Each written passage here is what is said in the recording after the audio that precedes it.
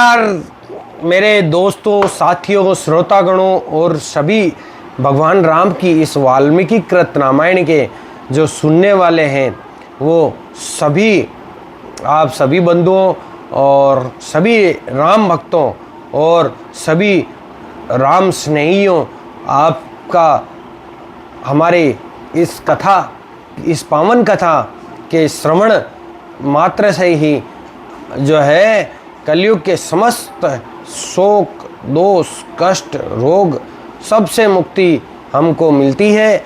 और इस प्रकार की इस पावन कथा की हम आज जो है पावन कथा का जो है श्रवण कर रहे हैं, जिससे भौतिक दुखों का नाश होता है।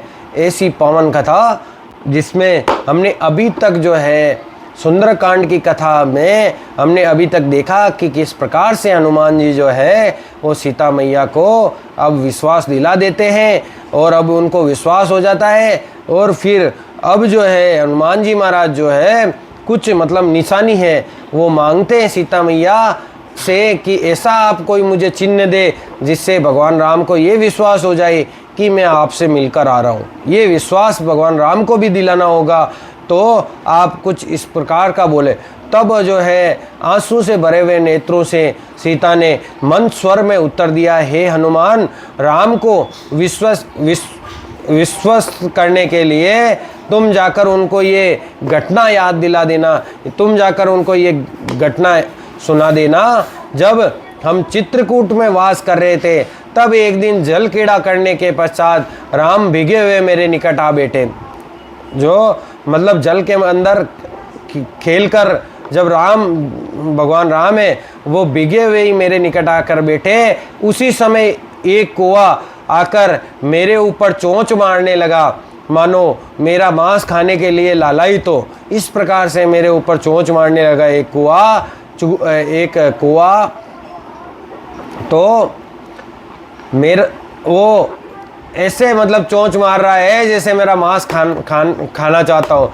मैंने उसे भगाने के विचार से उस पर फेंकने के लिए अपने हाथ में मिट्टी उठाई, किंतु वे इतना हठीला कौवा पास ही में कहीं छुप गया। क्रोध में आ जाने के कारण अकस्मात मेरे लहंगे की डोरी मेरे हाथ से खिंच गई, जिससे मेरा लहंगा नीचे गिर गया। मेरे घबराए हुए मुखड़े को देखकर राम हंस पड़े। इसी बीच वे कौवा आकर फिर मेरे ऊपर चोंच मारने लगा। मैंने राम की शरण ली और उनकी गोद में जाकर बैठ गई। उन्होंने मुझे सांत्वना दी और मेरी आंखों के आंसू जो है वो पोंछे। थकान के कारण मैं शीघ्र ही राम की भुजाओं में सो गई और वे भी झपकी लेने लगे। इस अवसर का लाभ उठाकर वे कौवा अकस्मात जो अचानक ही नीचे उतर आता है और अपने पंजे से मेरे स्तनों को खुरचने लगा। ऐसा करने से रक्त की बूंदें राम के ऊपर पड़ी और वे जाग गए। मेरे स्तनों पर पड़ी खरोंच देखकर राम को क्रोध आ गया और उन्होंने मुझे अपराधी के विषय में पूछा कि ये अपराध किसने किया है, ये बताओ। तो मेरे उत्तर देने से पहले ही उनकी दृष्टि दूर बैठे उस कुएं पर पड़ जाती है। उनकी दृष्टि जिसके पंजों से रक्त की बूंदें टपक रही थी। क्रोध में आकर राम ने अपने आसन से कुछ घास का एक तिनका उठाया और उसे ब्रह्मास्त्र की शक्ति से अभिमंत्रित किया। जैसे ही उस तिनके से ज्वाला निकलने लगी, राम ने उसे उस कौवे के ऊपर फेंका। जब वे पक्षी ऊपर आकाश में उड़ने लगा तब वे कुछ घास का अस्त्र उसके पीछे पीछे जाने लगा। जब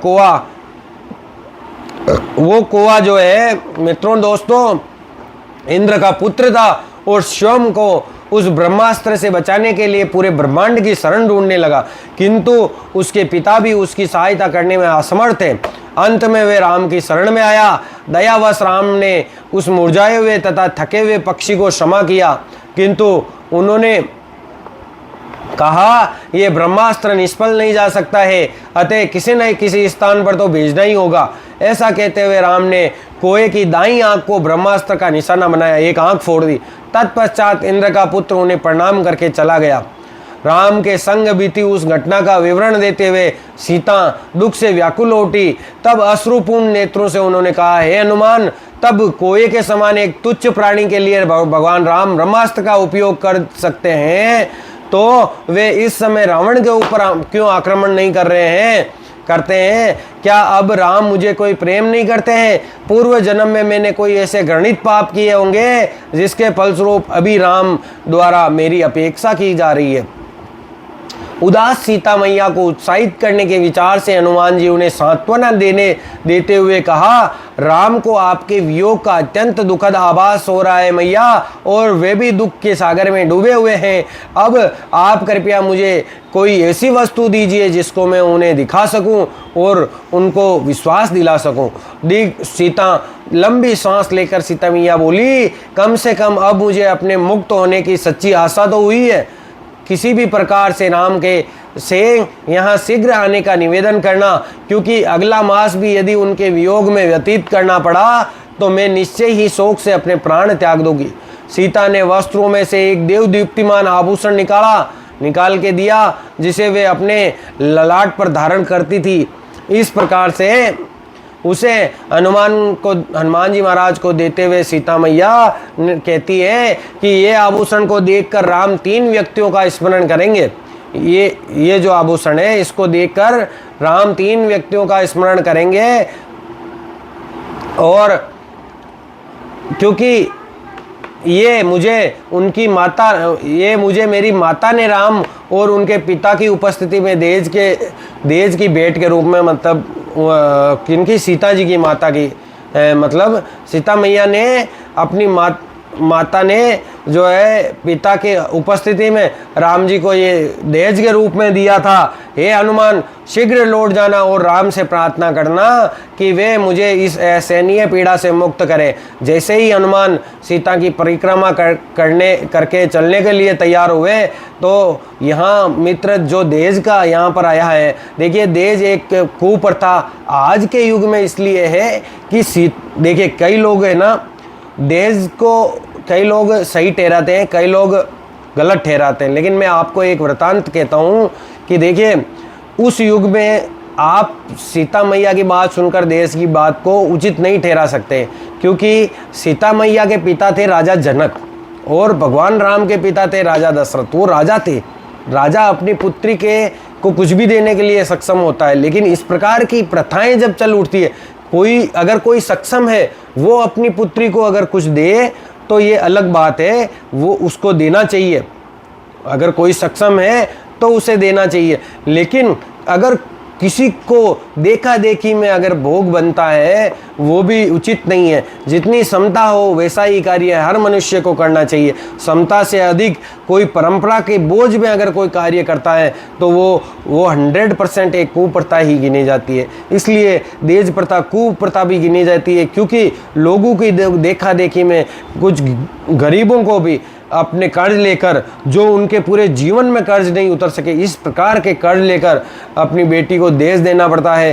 तो इसको प्रथा परंपरा, किसी भी चीज़ को प्रथा परंपरा, किसी भी चीज़ को कमजोरी नहीं बनाए जो समाज के अन्य लोगों के लिए घृणा या उनके आत्मविश्वास को ठेस पहुंचाए, इस प्रकार की परंपरा नहीं। और किसी को भी देखा देखी, जो व्यक्ति की क्षमता नहीं हो उसको किसी की देखा देखी नहीं करना चाहिए। वो कुछ भी, मतलब देखिए सीता मैया के पास अगर कुछ नहीं रहता है तो वो एक तिनके को भी, एक घास के तिन को भी शस्त्र बनाती है।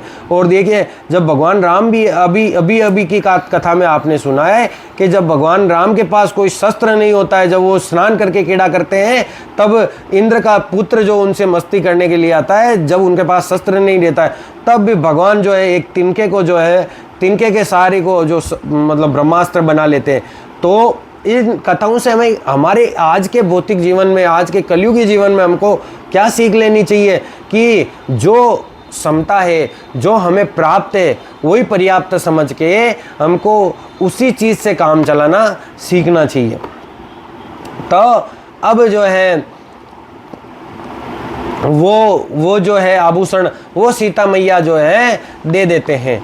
तब उनको देते हैं और उनको बोलते हैं कि ये मेरे माता पिता और भगवान राम जो ये मेरी और मेरे माता पिता तीनों की याद जो दिलाएंगे, ये 3 लोगों की याद भगवान राम को दिलाएगा। ये आभूषण हनुमान जी को दे देते हैं। हे हनुमान, शीघ्र लौट जाना और राम से प्रार्थना करना कि वे मुझे इस असहनीय पीड़ा से मुक्त करें। जैसे ही हनुमान सीता जी मैया की परिक्रमा करके चलने को तैयार हुए, अश्रुपूरित नेत्र एवं अवरुद्ध मतलब सूखे हुए कंठ से सीता बोली, कृपया राम को आश्वस्त करना कि वे शीघ्र ही मेरी रक्षा को आए।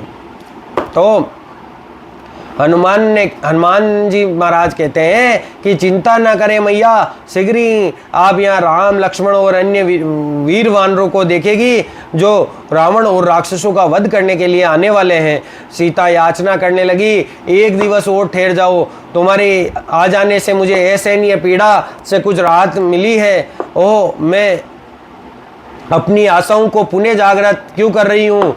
वानर इस विशाल सागर को कैसे लांघ सकेंगे? मुझे नहीं लगता कि राम और लक्ष्मण में भी सामर्थ्य है, किंतु केवल गरुड़, वायु और स्वयं तुम आ सकते हो। हनुमान, मुझे ज्ञात है कि तुम अकेले ही मेरा रक्षा कर सकते हो, किंतु मेरी तुमसे प्रार्थना है कि तुम राम को राक्षसों का वध कर मेरी रक्षा करने के कार्य में सहायता करो, क्योंकि इससे ही उनका सदैव यशोवर्धन होगा।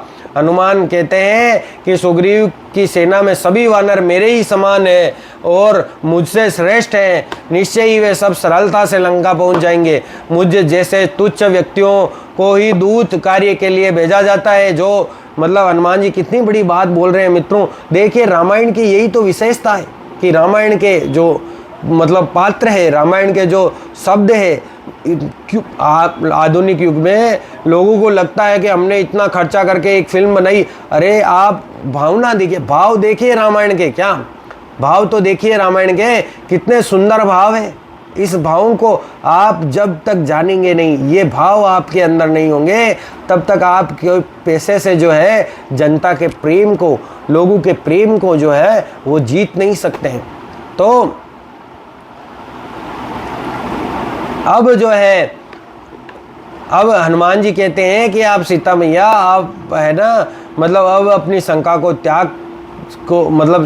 त्याग दीजिए, क्योंकि सारे वानर मेरे तुल्य हैं। और वो ये क्या लाइन बोलते हैं, फिर से सुनिए, मुझ जैसे तुच्छ व्यक्तियों को, मेरे जैसे छोटे व्यक्तियों को ही दूत बनाकर दूत के कार्य के लिए भेजा जाता है। मैया, मेरे से और भी बड़े ताकतवर वानर जो है वो राम जी की सेना में है, वो जरूर आपको छुड़ाएंगे। इस प्रकार से जो है सीता मैया को हनुमान जी जो है और बड़ा अधिक प्रशंसा करके विश्वास दिला रहे हैं कि हे मैया, भगवान राम जरूर से आपको जल्दी छुड़ाएंगे।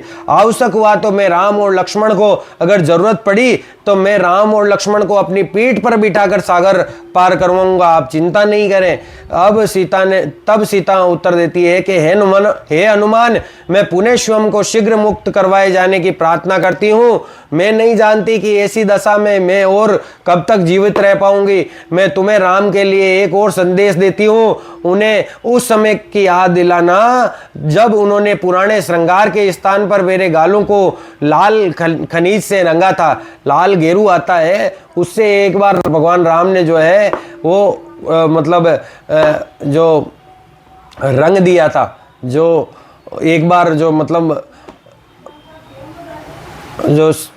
एक बार होली की प्रथा या समझ लीजिए या क्रीड़ा समझ लीजिए, मस्ती में भगवान राम ने एक बार लाल गेरू से जो है वो सीता मैया के गालों को रंग दिया था। उस समय की याद दिलाइए। यहाँ पर प्रेम की याद भी दिलाती है सीता मैया भगवान राम को। जैसे ही हनुमान जी वहाँ से प्रस्थान करने के लिए तैयार हुए, सीता ने उन्हें अपनी मुक्ति के शीघ्र कराए जाने का पुनः स्मरण कराया और बार बार सीता मैया उनको बोलती है कि जल्दी मेरे को यहाँ से जो है शीघ्र जो है मेरे को मुक्त करवाए। तब हनुमान जी विचार करते हैं कि मेरा लक्ष्य तब तक पूर्ण नहीं होगा जब तक कि मैं राक्षसों की वास्तविक शक्ति का परीक्षण, फिर उनके मन में आता है, अब राक्षसों की शक्ति का परीक्षण करने के लिए हनुमान जी के मन में आता है कि अब मैं यहाँ से सीधा अगर लौट जाऊंगा तो अगर मुझे भगवान राम पूछ लिए कि राक्षसों की वास्तविक शक्ति क्या है, तब मैं उनको क्या जवाब दूंगा। तो उनके मन में आया कि मैं क्यों ना इनकी वास्तविक शक्ति का परीक्षण, इसकी जांच ही कर लूं। तो उन्होंने जांच करने के लिए उनके मन में आता है कि मैं पूरी अशोक वाटिका को ही उजाड़ दूंगा, ताकि रावण का क्रोध बढ़ेगा और जब वह अपनी सेना को मुझ पर आक्रमण करने के लिए भेजेगा तब मैं उनका विनाश करने के पश्चात राम के पास लौट जाऊंगा। इस प्रकार हनुमान जी के मन में विचार आ जाता है। उसके पश्चात हनुमान अशोक के वृक्षों को उखाड़ने लगे, अशोक वाटिका के वृक्षों को, और उन्होंने जलाशयों में उपद्रव मचा दिया। वहां पर जो भी जितने भी वो तालाब वगैरह जलाशय थे उसमें उपद्रव मचा दिया, पर्वत के शिखर को नष्ट कर दिया। लगभग समूचा उद्यान उजाड़ने के पश्चात वे उद्यान में प्रवेश द्वार पर जाकर खड़े हो गए। उद्यान, वो जो अशोक वाटिका का प्रवेश द्वार था उसके प्रवेश द्वार पर जाकर खड़े हो गए और पूरे उजाड़ कर फिर खड़े हो गए कि अब देखते हैं कौन कौन आता है युद्ध करने के लिए हमारे अनंत बलवंत हनुमंत लाल जी से। और मित्रों, क्या आनंद आता। देखिए, इस प्रकार की मनोरम कथा, भगवान राम की मनोरम कथा को कोई कैसे बिना भावों के किसी पर्दे पर उतार सकता है? ये असंभव है मित्रों, ये बड़ा असंभव है। पक्षियों और पशुओं की चीख तथा हनुमान के उपद्रव से उत्पन्न कोलाहल को सुनकर प्रेरी राक्षसनियां सतर्क हो गई। उद्यान के प्रवेश द्वार पर खड़े विशालकाय हनुमान को देखकर वे भयभीत हो उठी और उन राक्षसनियों ने सीता को घेर कर पूछा, ये कौन सा प्राणी है? तुम दोनों क्या बातें कर रहे थे? तो सीता मैया ने अपनी अनभिज्ञता के विषय में उनको सूचित करते हुए कहा, ये कोई भयानक राक्षस ही होगा, क्योंकि तुम सब राक्षसनियां हो, अतः तुम्हें ही उसके विषय में ज्ञान होना चाहिए। मुझे ज्ञान नहीं है ये कौन है, मैं भी उसके इस भयानक विशालकाय रूप से डरी हुई हूँ। इस प्रकार से सीता मैया उनका जो है आनंद ले रही है। कुछ राक्षसनियां सीता के निकट पेरा देती रही और अन्य रावण को इसकी सूचना देने के लिए भागकर जाती है। सम्मान पूर्वक अपने राजा को प्रणाम करके राक्षसनियों ने कहा, एक विशालकाय शक्तिशाली वानर यहाँ आया है। सीता के साथ कुछ बातचीत करने के पश्चात उसने समूची अशोक वाटिका ही उजाड़ दी है, केवल उस स्थान को छोड़ दिया जहां पर सीता माता बैठी है। जब हमने सीता से उसके विषय में पूछा तब उन्होंने इस विषय में अनभिज्ञता यानी मुझे पता नहीं है इस प्रकार की बात प्रकट की। रावण तुरंत क्रोधित हो उठा और हनुमान को पकड़कर लाने के लिए 80,000 भयंकर राक्षसों को भेजा। तब सेना अब 80,000 राक्षसों को भेज दिया रावण ने कि जाओ राम उसको कौन वानर आया उसको पकड़ के लाओ। जब सेना हनुमान के समक्ष अपने अस्त्र घुमाते हुए पहुंची तब उन्होंने अपने रूप का और अधिक विस्तार कर लिया और भयंकर रूप बना लिया हनुमान जी महाराज ने।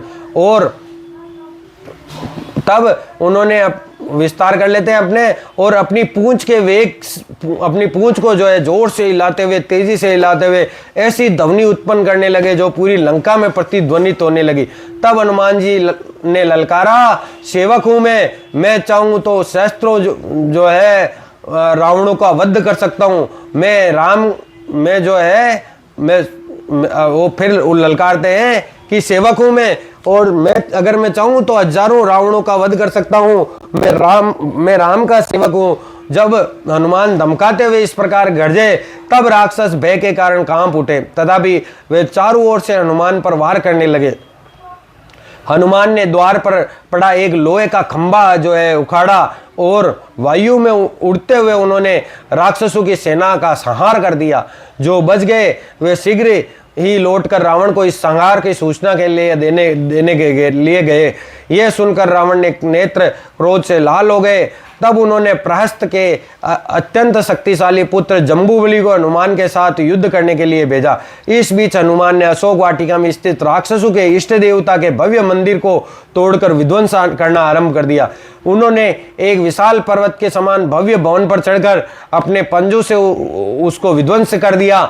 भवन के टूटने की उत्पन्न ध्वनि पूरी लंका में प्रतिध्वनित हो उठी।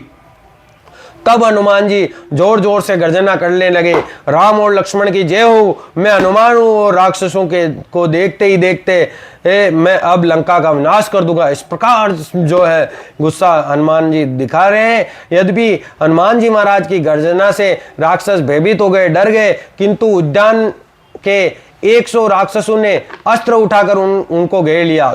जो 100 राक्षस थे उन्होंने शस्त्र उठाकर उन हनुमान जी को घेर लिया। क्रोधित हनुमान ने एक मंदिर का एक स्तंभ जो है नष्ट कर दिया और भयंकर रूप धारण करके उस स्तंभ को इस प्रकार घुमाया कि अन्य खंभों से टकराने के पश्चात उसमें अग्नि उत्पन्न हो गई और उसी प्रज्वलित स्तंभ ने से उन्होंने प्रहरियों का नाश कर दिया। समूचा भवन धुएं से भर गया।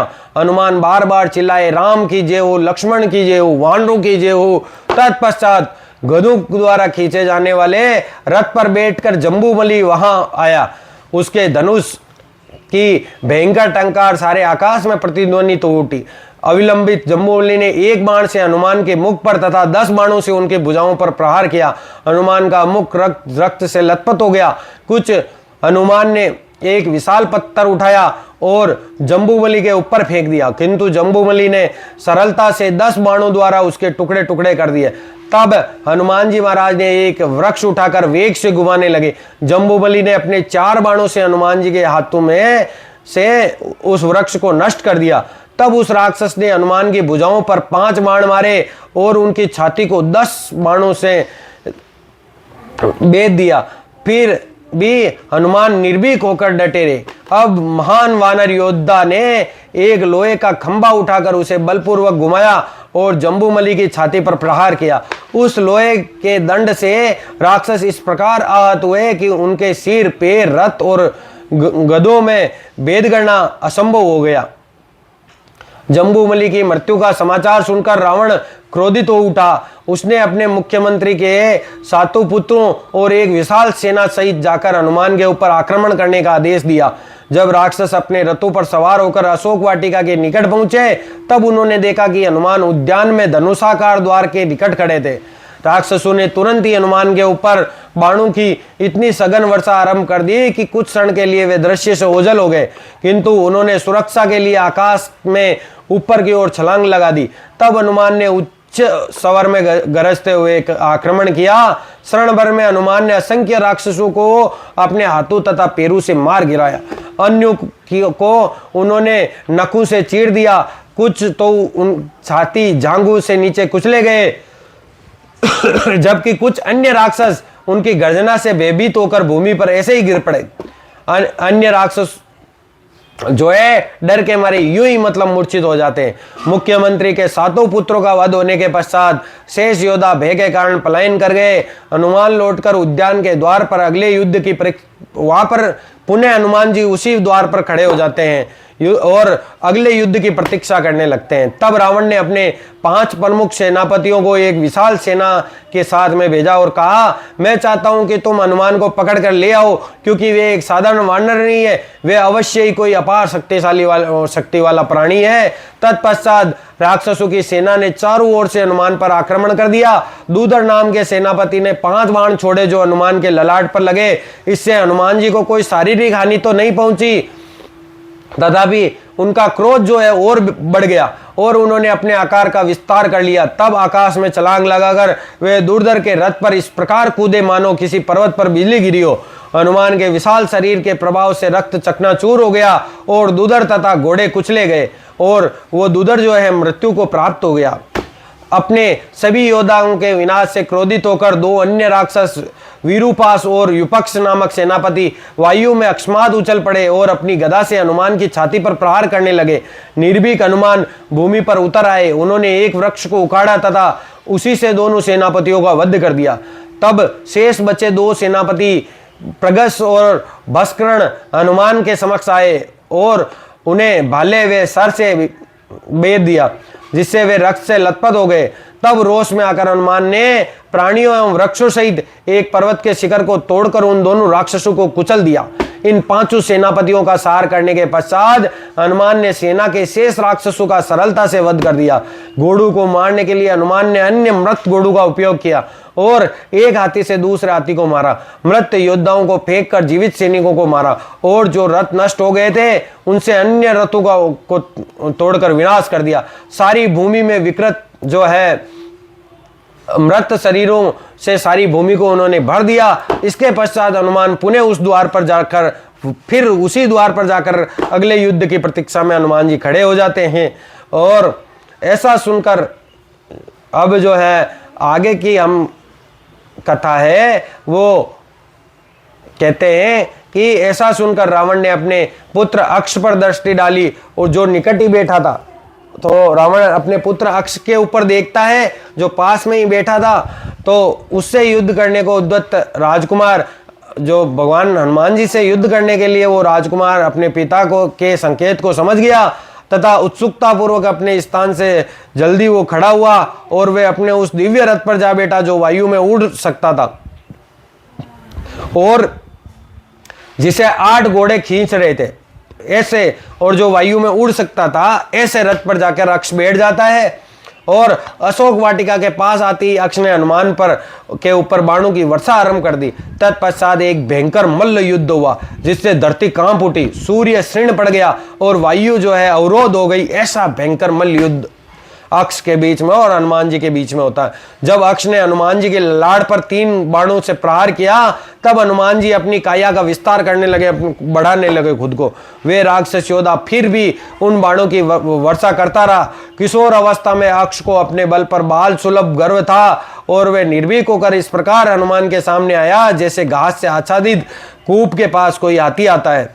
अक्ष का बाण लगने के पश्चात हनुमान भयानक आकृति धारण करके वायु में उछल गए।